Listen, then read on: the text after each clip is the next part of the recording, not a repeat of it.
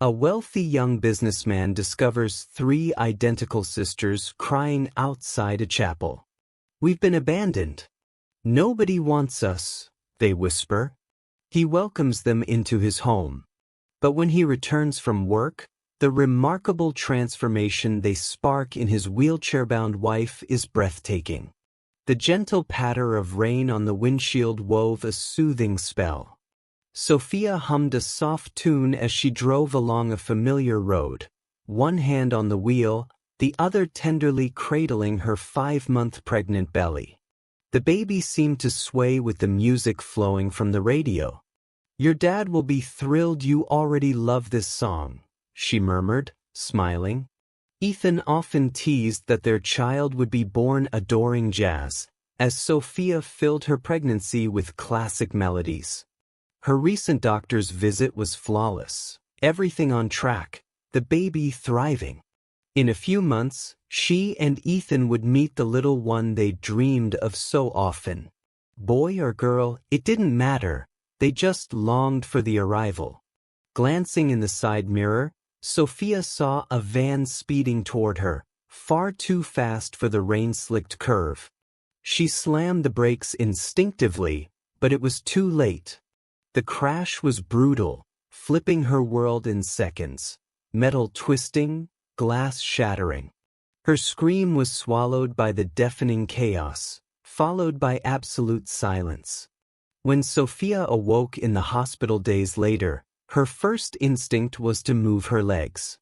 Nothing. She tried again, pouring all her strength into it. Still nothing.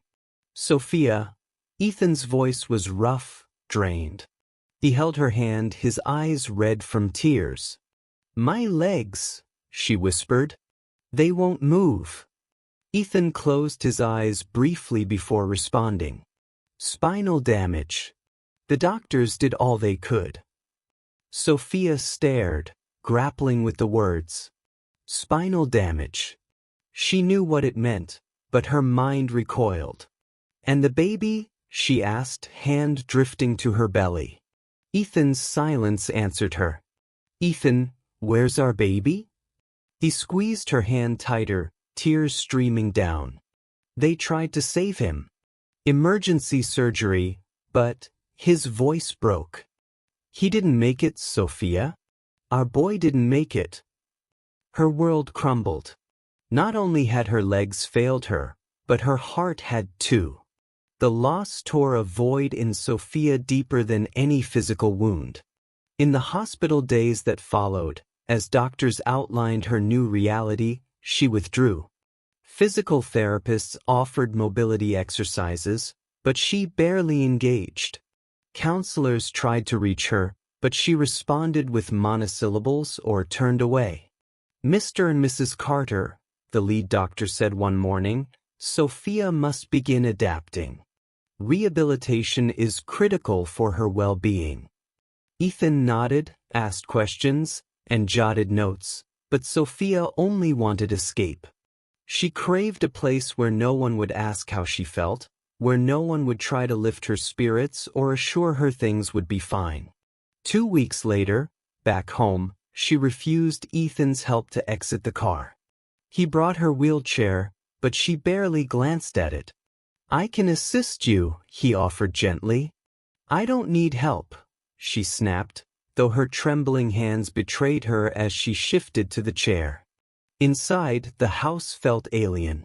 Familiar furniture and photos on the walls now appeared from a lower vantage, distorted, as if she were a stranger in her own space. Ethan had added a ramp at the entrance and modified the ground floor bathroom. He showed her the changes with cautious pride, hoping for a reaction that never came. "I thought you'd like this room," he said, opening the former study's door. "It's downstairs, more practical." Sophia glanced at it and shook her head. "I want our bedroom." "But the stairs, I want our bedroom." Ethan didn't argue. He carried her up step by step, the chair handled separately. In the master bedroom, Sophia moved straight to the bed, pulling over the green blanket she'd crafted for the baby. You need to eat, Ethan urged.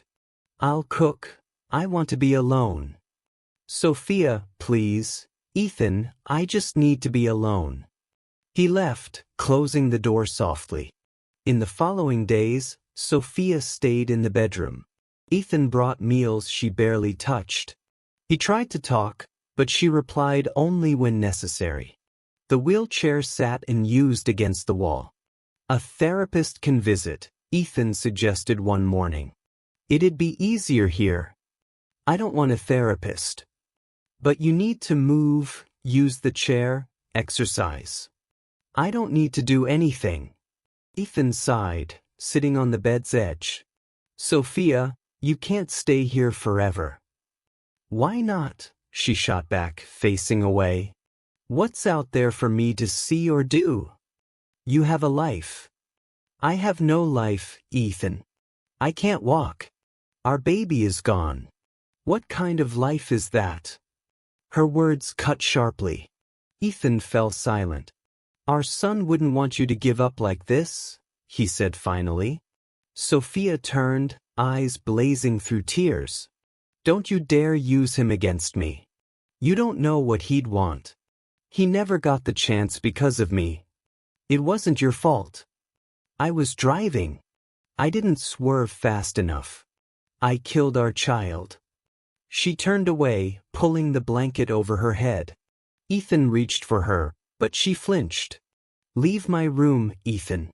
Please. He complied, as he had grown accustomed to doing.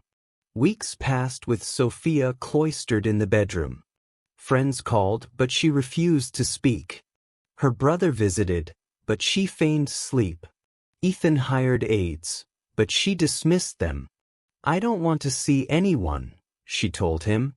I don't want to talk. I just want to stay here. But Sophia, if you love me, leave me alone. And Ethan did, unsure of what else to do. The once vibrant house grew silent. Ethan buried himself in work, staying late, returning early. At home, he sat in the living room, straining to hear any sound from upstairs, or the absence of it. Sophia made the bedroom her entire world, where she wept, slept, and merely existed. The wheelchair stood as a stark reminder of a reality she refused to embrace, for accepting it meant acknowledging her life had changed forever, a truth she wasn't ready to face. Perhaps she never would be. 3 months post-accident, little had shifted. Sophia remained barricaded in her room. Ethan brought untouched meals, and the house drowned in profound silence. A year after the crash, Ethan's routine was robotic. Prepare breakfast Sophia wouldn't eat, work at his tech firm, return with dinner she'd ignore. A mournful rhythm they'd perfected. Rain fell as Ethan left his downtown office, sprinting to his car but still arriving soaked. He started the engine, watching rain streak the windshield. Another day ended, another day Sophia spent locked away, refusing to live. Driving through known streets, past the town plaza, the local school, the corner market where they once shopped together, everything looked the same yet felt veiled in gray. His tech company thrived, expanding to 3 branches in the past year, each with unique innovations. But success felt hollow. Every accolade, every milestone only highlighted the emptiness at home. Passing St. Mary's Chapel, something made him brake abruptly. 3 small figures huddled on the stone steps, unmoving despite the downpour. Ethan parked, headlights illuminating them. They were 3 identical girls, about 6 years old, drenched and clinging to one another. The street was deserted, the chapel closed. No adults were in sight. He hesitated, perhaps they were just playing, or someone would come soon. But the rain intensified, and they looked so fragile. He got out. Approaching, he realized they were triplets, their wet auburn hair plastered to their faces, clothes faded and thin, eyes wide with cautious hope. "Hello," Ethan said gently, crouching. Are you okay? The middle girl, seemingly the boldest, met his gaze with determination despite her shivering. We're waiting, she said firmly. For what? Ethan asked, noting how the others leaned closer to her. For someone to pick us up. He scanned the empty street. How long have you been here? The girls exchanged a silent glance, a sibling code. Since morning, the middle girl replied, voice steady but small.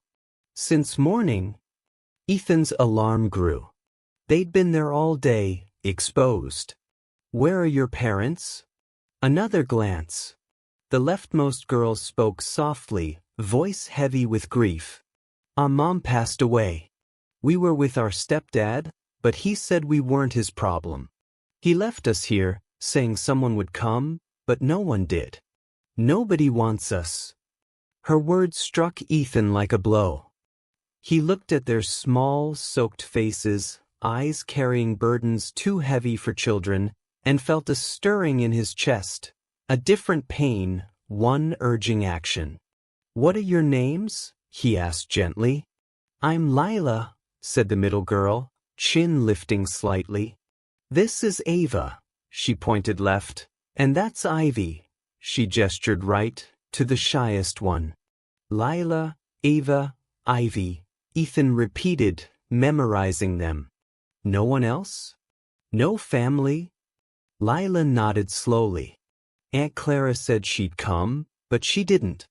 Not yesterday, or the day before, or last week. Ava added softly, Stepdad said she'd get us, but she never came. Ethan's anger flared. What kind of person abandons 6-year-olds at a chapel? Are you hungry? He asked, keeping his tone calm. They nodded timidly. Cold. More nods. When did you last eat? Yesterday morning, Ivy whispered. A lady gave us muffins. Ethan looked at the relentless rain, their trembling forms. There was no choice. Come with me, he said, offering his hand. Let's get out of this rain. Lila hesitated, protective. Will you take us to the police? Ethan saw their fear. Not tonight, he said honestly. Tonight, you'll get warmth, food, and a dry place. Tomorrow we'll figure it out. Trust me? The girls shared a glance, deciding together. Lila stood first, helping her sisters up. They followed Ethan to his car, fragile as wet sparrows. He settled them in the back seat, cranked the heat, and glanced in the rearview mirror. They huddled together, watching him with cautious hope that broke his heart. Okay back there? He asked. Yes, sir, they chorused softly. Call me Ethan. Driving home, Ethan grappled with what he'd done. 3 orphaned, abandoned girls, heading to his home, where Sophia had isolated herself for a year. What would she say? Could she handle their needs when she could barely manage her own pain? But seeing their tired faces in the mirror, he knew he'd made the only choice. Ivy's voice broke his thoughts. Will we sleep in a real bed tonight? Ethan's heart clenched. How long had it been since they had that? Yes, sweetheart, a real bed. And a hot bath? Ava asked, incredulous. Hot bath, dry clothes, and all the dinner you want. Dinner too. Lila's eyes lit up. Anything. Ivy added quickly. We're not picky. Ethan swallowed his emotion, children grateful for basics because they'd known their absence. At home, Ethan parked in the garage and led them through the kitchen door. The girls marveled at the spacious house, its tidy gardens, glowing windows radiating warmth. You live here? Lila asked, awed. With my wife, Ethan replied. She's upstairs, not feeling well lately. Lila nodded, as if familiar with unwell adults. In the kitchen, Ethan turned on the lights, watching their fascination with the space. First, let's get you out of those wet clothes, he said, fetching oversized shirts and socks from the guest room. Returning, he found them frozen in place, afraid to touch anything. "You can sit," he said, pointing to the table. "This is your home for now. Move around, touch things." They sat cautiously, eyes wide with curiosity and a hint of fear. Ethan helped them change in the bathroom, drying their hair, then made turkey sandwiches and cocoa. The house felt alive with voices beyond his own, breaking its long silence. "Do you go to school?" he asked, slicing sandwiches. "We can read a bit," Ava said. "But we haven't gone in months, since Mom got sick." "Did you like it?" "We did," Ivy said shyly. "There were kids, books, and a kind teacher." Ethan served the food, watching them eat eagerly yet politely, clearly starving but mindful. "Slow down," he said gently. "There's plenty. No one's taking it away." Then, a sound from upstairs, the distinct creak of a wheelchair. The girls froze, looking at the ceiling, then at Ethan with worry. "That's my wife," he explained. "She must have heard you." Moments later, Sophia's voice called from the stairs, "Ethan, can you come up?" The girls tensed, sensing something significant. "Stay here," Ethan said softly. "I'll be back." He climbed the stairs, bracing for a tough talk. Sophia waited at the top in her rarely used wheelchair, hair disheveled, still in days-old pajamas. But her eyes held a flicker of curiosity, of life absent for months. "There are children in our house," she said, not asking. "How many?" "3. Sophia studied him, her face weary but curious. "Look at me," she said firmly. "Do you think I can care for children?" Ethan saw the woman he loved, who could barely care for herself. She wasn't accusing him, just stating her limits. "They were alone," he said simply. "I couldn't leave them." Sophia stayed quiet, the girls' voices drifting up. "3 children, Ethan. What do we do tomorrow?" "I don't know yet, but tonight they're safe, fed, warm." She stared as if searching for understanding, then turned her chair and returned to the bedroom, the door clicking shut. But it felt different, not rejection, but something Ethan couldn't name. He returned downstairs to find the girls where he'd left them, worry in their eyes. "Does she not like us?" Ivy asked quietly. Ethan crouched beside her. "It's not that, sweetheart. She's going through a tough time. It's not about you." "We can leave if she doesn't want us," Lila offered, ever protective. "We've had to before." "No," Ethan said firmly. "You're staying tonight. Tomorrow we'll plan. You're safe here." For the first time, the girls smiled. Upstairs, Sophia listened to their voices, bringing life to a house that had become a tomb. Leaning against the door, she felt something stir in her chest, unidentifiable but real. The silence was breaking. The next morning, Ethan found the girls at the kitchen table, still in his shirts, gazing at the dew-kissed garden. They'd slept together in the guest bed, clinging to each other. "Good morning," he said softly. "Good morning," they replied, smiling shyly. Ethan made waffles and juice, watching them savor each bite. Sunlight poured through the windows, warming a house long cold. "Sleep well?" he asked. "Best night ever," Ivy said, making Ethan's heart ache. After breakfast, they moved to the living room. Ethan canceled his morning meetings. There were bigger priorities. Sitting across from the girls on the sofa, he said, "I need to know more about your life before the chapel, to help you." The girls shared their silent glance. Lila spoke first. "Our mom was wonderful," she began, voice steady. "She called us her 3 gems.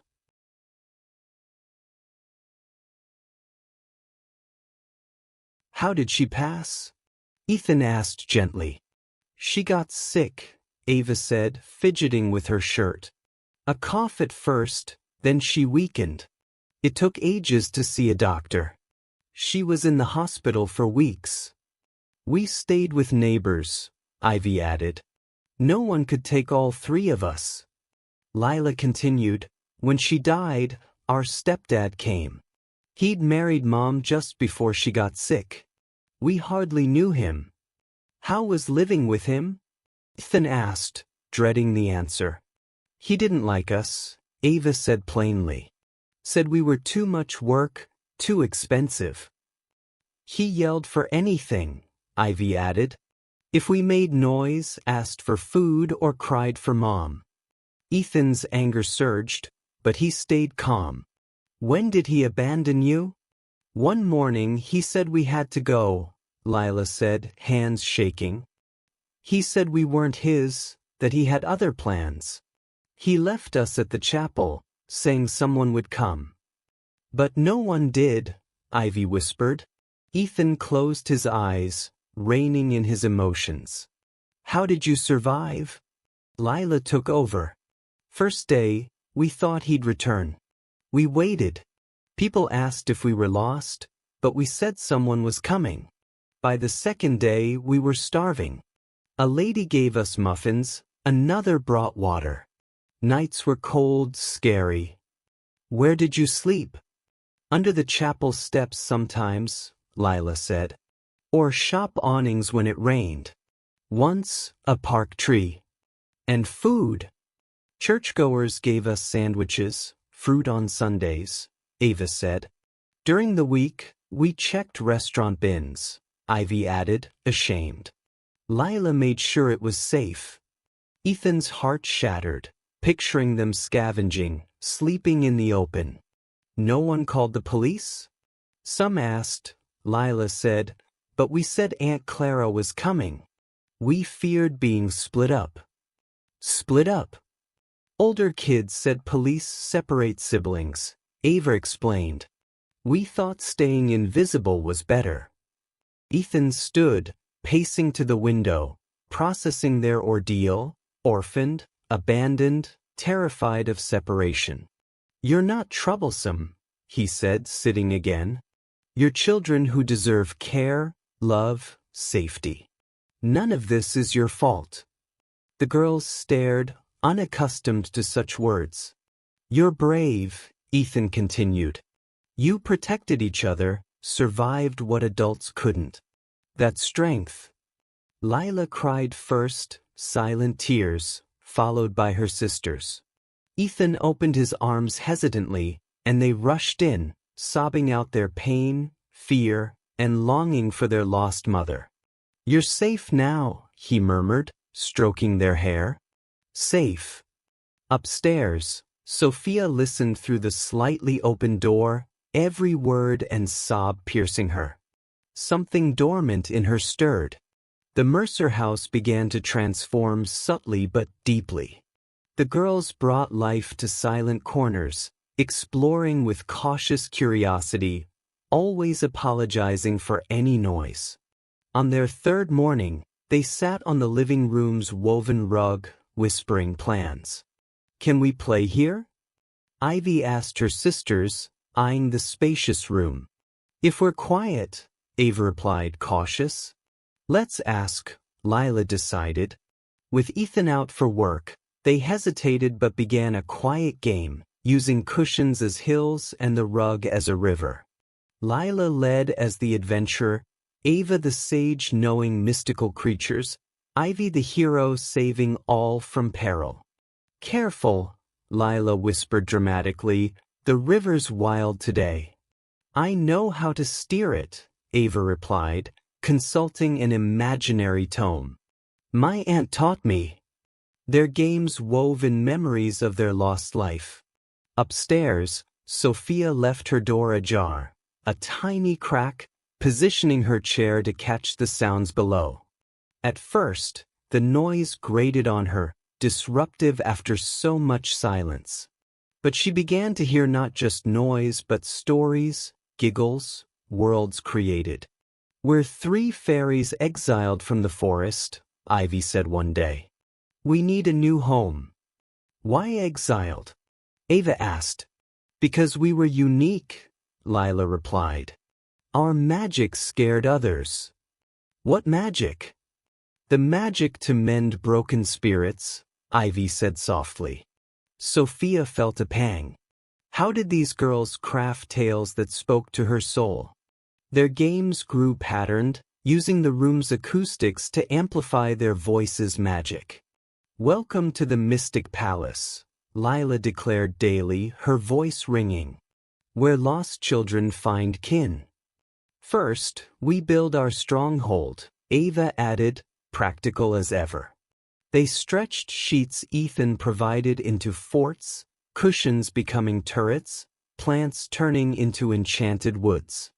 The rug shifted from turbulent river to blooming meadow where lost fairies found home. Today, we tell of 3 sisters who stayed united, Ivy narrated, voice dramatic. No one could part them, Ava continued. Their magic worked only together, Lila finished. Sophia listened, edging her chair closer to the door. The stories touched her inexplicably, perhaps their innocence or how they spun pain into wonder. What was their magic? Ava asked. Making sad hearts laugh again, Ivy replied. By showing someone always cares, Lila added. Sophia's tears fell, not from pain but something new. The girls seemed to sense a listener, their play growing theatrical, voices louder, stories richer. They sang songs their mother taught. Let's sing the bravery song, Lila suggested. Their voices merged. When shadows fall and paths seem lost, you're never alone, someone's near. Sophia awaited these moments, finding healing in their hopeful notes. Their tales centered on family, shelter, belonging, channeling their pain through fairies and heroes. One afternoon, Lila narrated, Princess Lila found a silent palace. So quiet, joy was forgotten, Ava added. But she knew what to do, Ivy said. She sang, laughed, told tales until the palace lived again. Sophia rose, moving to the door, hand on the knob. She hadn't left the bedroom in a year. Could she still connect? Did the princesses save the palace? A voice asked below. They did, another replied, because sad places need joyful voices. Sophia opened the door wider, reaching the hallway, staring at the staircase she'd avoided. Downstairs, the girls built an elaborate fort, sitting in a circle. In this enchanted fort, Lila said, wounded souls heal, broken families mend. No one's ever alone, Ivy added. Sophia descended, her wheelchair creaking, muscles straining from disuse. The girls stopped, staring as she appeared in the living room, their first true glimpse of her. Silence held as they processed the moment. Ivy stepped forward. Hello, ma'am, she said sweetly. Want to see our palace? Sophia looked at the fort, their open faces free of judgment, offering only an invitation. She nodded, wordless but present. Lila approached, extending a hand. Come, we'll show you. Sophia let herself be drawn into their magical world, where silent palaces healed with laughter, where families mended, where no one was alone. They spent the afternoon in the fort, the girls explaining their games, sharing stories. Sophia listened, nodded, watched, truly there. At dinner time, they dismantled the fort neatly, careful not to leave a mess. Will you eat with us? Ivy asked hopefully. Sophia looked at the lively room, the house alive with sound. I'll try, she said, her first words to them. The girls beamed as if gifted a treasure. The silence was gone, and Sophia didn't want it back. Ethan parked in the garage, exhausted from a long day at the firm. The girls' arrival had upended their routine, and he braced for another night of Sophia retreating while he tended to them. She'd ventured downstairs briefly, cautious progress, but he tempered his hopes. Entering the kitchen, he expected the girls drawing quietly. Instead, laughter rang from the living room, 4 voices, including one he hadn't heard so vibrantly in over a year. And then the knight learned the dragon just wanted a friend. Sophia's voice, alive with a forgotten spark, carried through. What did they talk about? Ivy asked. How hard it is to be feared when you're lonely, Sophia replied, a smile in her tone. Ethan approached, heart racing, and stopped at the living room entrance, stunned. Sophia sat in her wheelchair within a sprawling sheet fort, surrounded by the girls, her face glowing with a genuine smile, eyes alight with interest. What happened next? Lila asked, engrossed. 3 unique princesses arrived, Sophia continued, glancing at each girl. With a rare gift. What gift? They chorused. Seeing people's true hearts, Sophia said softly. They saw the dragon's need for love, not a monster. Ethan's tears welled. Her words, her warmth, her life, it was miraculous. Did they befriend him? Ivy asked. Yes, Sophia said. And when the dragon found friends, he wasn't a dragon anymore, a spellbound prince who'd lost his kingdom. The girls gasped in delight. So, the princesses saved him, Ava said. He became himself again, Ivy added. And they lived happily in the palace, Lila finished. Sophia laughed, a sound that sped Ethan's heart. He stood frozen, witnessing his wife reborn, the woman who'd dreamed of motherhood, gifted with stories. Ethan! Lila spotted him, waving. Sophia's telling the best story about a prince and princesses. Sophia turned, a flicker of uncertainty in her eyes, unsure of his reaction. Hi, she said, voice heavy with meaning. Ethan's tears fell freely. Daddy Ethan's crying, Ivy noted, concerned. Are you sad? No, he choked out. I'm so happy. Why? Ava asked. Because it's been so long since Sophia told stories, played, laughed like this. She's amazing at it, Lila said. Better than anyone. She always was, Ethan agreed, kneeling by the fort. I was just remembering how, Sophia said softly. You remembered perfectly, Ethan replied. The girls, sensing the moment's weight, fell quiet, watching the couple reconnect. Sophia, Ivy said, can you tell more stories tomorrow and teach us your funny voices? And play again? Ava added, please. Lila finished. Sophia looked at their hopeful faces, then at Ethan's loving gaze. I'd love that, she said firmly. Ethan took her hands, whispering, Sophia's alive again. The girls, feeling the word's importance, hugged them both. We're a real family now, Ivy said wisely. Where everyone shares stories, Ava added. And no one sat alone, Lila completed. Sophia's tears mirrored Ethan's, not of pain but gratitude, joy, a rekindled soul. A family, she echoed. Yes, we are.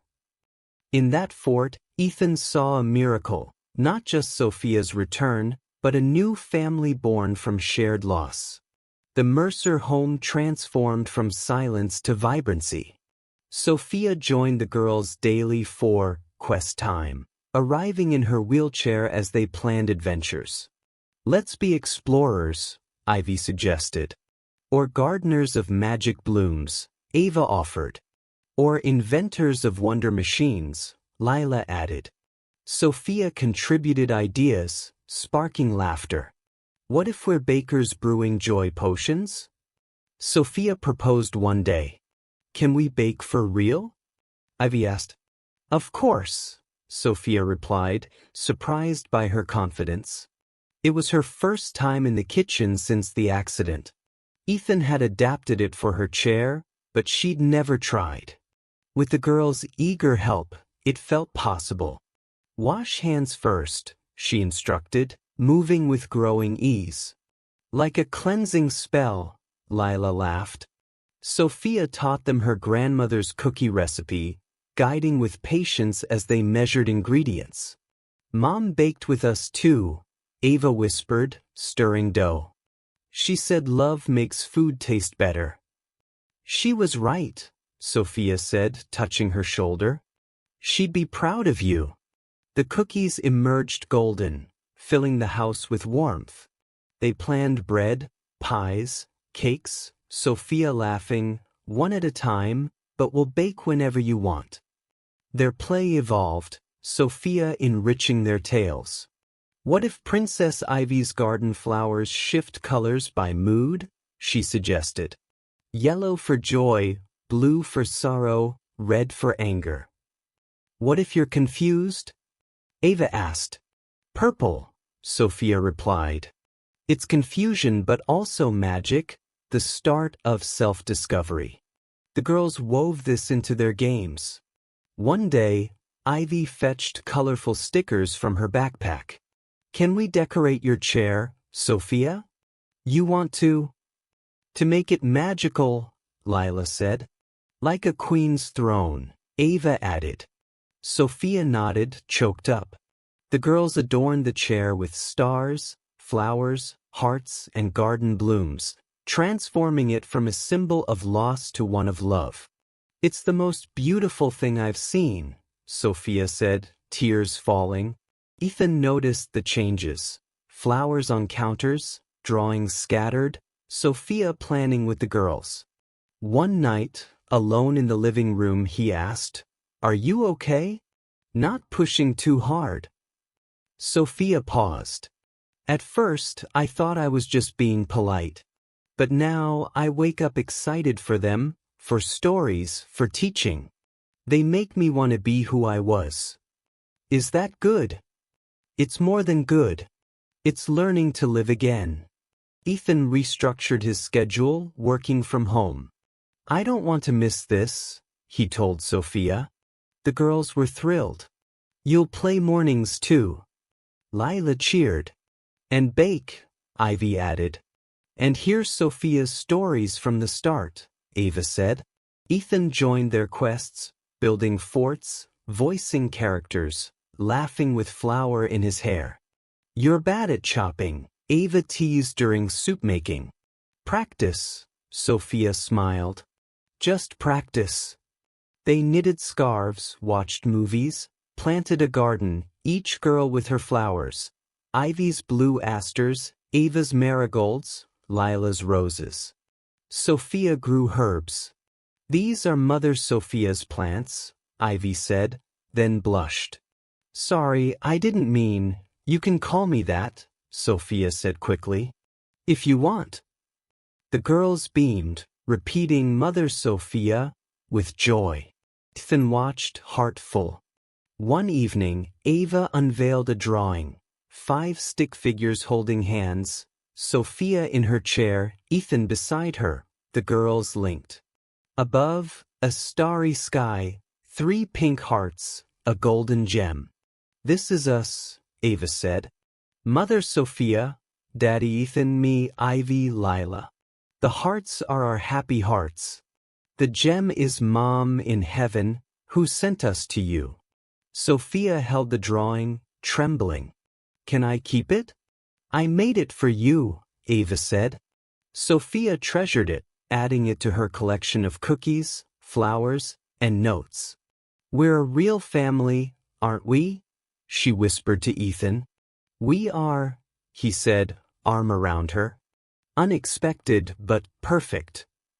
Sophia looked at their garden under moonlight, falling asleep smiling for the first time in a year. A Tuesday morning doorbell sliced through their joy. Sophia and the girls were making sandwiches, laughing when it rang. Who's that? Ivy asked, pausing her jelly spread. No one expected, Ethan said, frowning, heading to the door. Sophia stayed in the kitchen, unease settling in her stomach. At the door stood a stern woman with a briefcase. "Mr. Carter? I'm Linda Hayes, Child Welfare Services. May I come in?" Ethan's blood chilled. The girls hid behind him, sensing danger. Lila gripped her sisters tightly. "Of course," Ethan said, voice tight. Linda entered, jerked. "We received a report of 3 minors here without legal custody. I need to verify their welfare." Sophia appeared, pale. "What report?" "An anonymous tip that abandoned children are here without proper procedures," Linda said, eyeing the girls' fearful faces. "They're cared for," Ethan said defensively. "Fed, clothed, safe, learning." "I see that," Linda said kindly. "But legally, they need state custody until a documented solution is found." Lila stepped forward, brave despite fear. "We don't want to leave. This is our home." "We're safer here than ever," Ava added. "A few weeks," Ivy whispered, answering Linda's question about their stay. Linda sighed. "Mr. and Mrs. Carter, the girls must be placed in a licensed foster home temporarily while we determine their future." Silence crashed down. Ethan felt the ground vanish. The girls clung together, tears of panic rising. "No!" Lila shouted. "We're not going." "We did nothing wrong," Ava cried. "Please, we'll be good," Ivy pleaded. Sophia watched, a storm brewing inside her. Their fear, their desperate grip on each other. She realized they were her everything. "No," Sophia said, voice sharp, cutting through the chaos. All turned to her, stunned by her resolve. "What, Mrs. Carter?" Linda asked. Sophia wheeled to the room's center, a shield between Linda and the girls. "They're not going anywhere." "Mrs. Carter," Linda began patiently, "the law—" "You don't understand," Sophia interrupted, eyes blazing. "You don't know what these girls mean to us or we to them." Taking a breath, she faced Linda. "I lost my will to live after the accident. Losing our baby broke me. I thought I'd never be a mother, my deepest dream. These girls brought me back when I had nothing left. They gave me purpose, a reason to smile, to hope." Her voice grew fiercer. "They're our daughters now. We'll adopt them. They're not going to a shelter or back to a system that failed them." Silence pulsed with emotion. Linda looked from Sophia to Ethan, to the girls' awed faces. "Adoption is complex," she said. "Checks, evaluations, visits." "We'll start today," Ethan said, stepping beside Sophia. "We'll do anything. They stay here." "Daddy Ethan," Ivy whispered, "you want to be our parents forever?" "More than anything," he said, kneeling. "Never again," Sophia vowed to Ava's hopeful question. The girls rushed to her, hugging tightly. Linda watched, closing her briefcase. "In 15 years, I rarely see such a bond. The girls are happy, love. I'll report to my supervisor to expedite adoption, given no relatives are available.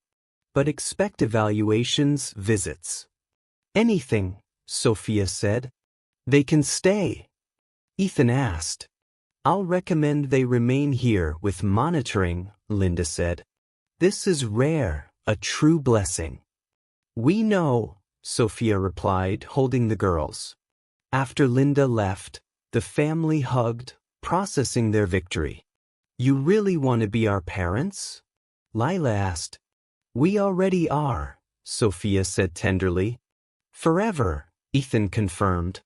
The months following were a whirlwind of paperwork, interviews, visits, evaluations. Linda became an ally, her visits warm. "I've never seen a couple so dedicated," she said, watching the girls thrive. Psychologist Dr. Emily Voss noted their progress. Lila's nightmares faded, Ava read voraciously, Ivy's confidence grew. "They're children again," she wrote. Sophia faced scrutiny over her depression and disability. "I can't promise no bad days," she told Dr. Patel, "but these girls give me purpose to fight through them." After sessions and demonstrations, she was approved. Ethan restructured work, prioritizing family, earning approval easily. At the final hearing, Ethan closed his offices, the girls wore new dresses, and Sophia tied their ribbons. "What if the judge doesn't like us?" Ivy worried. "Impossible," Sophia said. In court, Judge Thompson reviewed their file. "A unique case," he said. "Unanimously positive reports, rare." He asked why they wanted these girls. Sophia stood. "They healed me," she said simply. "I love them and am ready to be their mother." Her truth resonated. The girls confirmed their desire, Lila saying, "They love us for real, not obligation." Linda and the doctors testified to their bond. "This restores faith in human healing," Judge Thompson said, approving the adoption. The gavel fell, and the girls became Lila, Ava, and Ivy Carter. They celebrated at Ethan's firm's cafe, staff cheering, a cake adorned with 5 figures. "This is our forever day," Sophia said. "The day we became Carters," Ethan added. "The day we stopped fearing," Ava said. "The day we knew we'd never be alone," Ivy finished. 6 months later, on an autumn Sunday, Sophia sat on the porch, a handmade book in her lap, the girls around her. "Tell a new story, Mother Sophia," Ivy murmured. Sophia began. "Once, a sad woman lived in a silent house, believing joy was gone. But 3 gems fell from the sky, seeking a home. Ethan watched from the garden, heart full. The gems were sisters, brave, wise, loving. They found the woman and magic happened." The girls smiled, recognizing themselves. "They brought her back to life," Sophia said, squeezing Ethan's hand, their family complete in a story of love, choice, and healing.